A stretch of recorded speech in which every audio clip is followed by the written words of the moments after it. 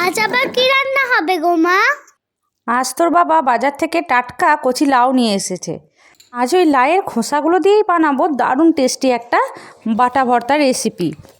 গ্যাসে কড়াই বসিয়ে দিয়েছি সর্ষের তেল আর 3টে শুকনো লঙ্কা এখানে ভেজে আমি তুলে রাখলাম।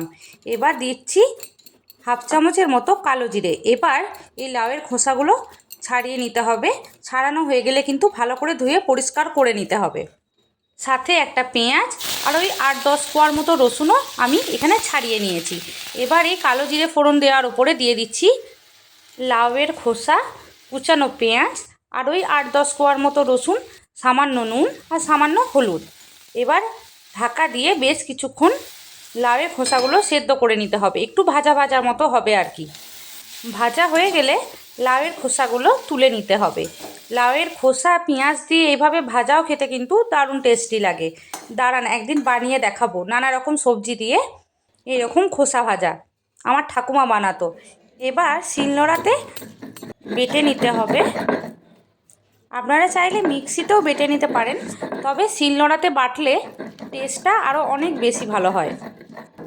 আর এই রান্নাটায় কিন্তু একটু ঝাল ঝাল হলেই বেশি ভালো হয় খেতে। 3টে শুকনো লঙ্কা যেগুলো ভেজে তুলে রেখেছিলাম, এবার এটাও কিন্তু বেটে নিতে হবে।